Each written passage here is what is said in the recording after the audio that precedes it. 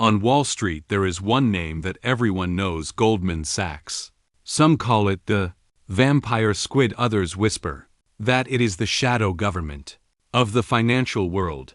How did a small ticket exchange shop turn into one of the most powerful forces in global finance? It all began in 1869, when a German Jewish immigrant named Marcus Goldman set up a small business in New York, helping merchants exchange notes and secure short-term credit. At first, he was just one of thousands of immigrants chasing a modest living. But Goldman earned a reputation for honesty and hard work, slowly building a network of clients. Later, his son-in-law Samuel Sachs joined the firm, and the name Goldman Sachs was born.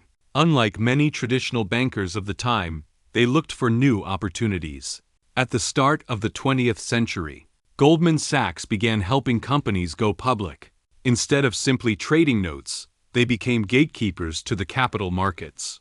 By the mid-20th century, Goldman Sachs had become something else entirely. It wasn't just a bank, but a training ground for financial elites. Ambitious young bankers came and endured brutal training, and many eventually left for top positions in government or global institutions. This revolving door gave Goldman an unusual kind of power.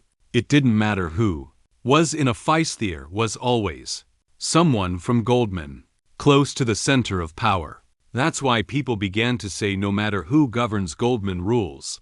But Goldman's rise was never without controversy. In 1929, during the great stock market crash, the firm nearly collapsed from failed speculation.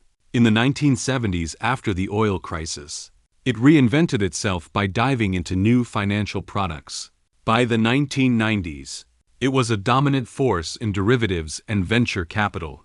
In 2008, the financial crisis put Goldman Sachs under a spotlight like never before. Before the crash, the firm had been accused of selling risky mortgage products to clients while secretly betting against them. When the bubble burst, Goldman made billions. Yet, at the height of the panic, it was rescued with billions in government support. The New York Times described Goldman as a great vampire squid wrapped around the face of humanity. So why does Goldman survive every storm? The answer lies in two things: talent and networks. They understand politics, power, and how the system works.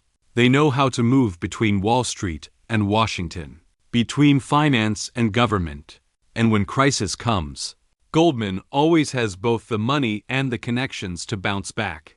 Today, Goldman Sachs is no longer just an investment bank. It manages trillions in assets, invests in technology, and even offers credit cards to ordinary consumers.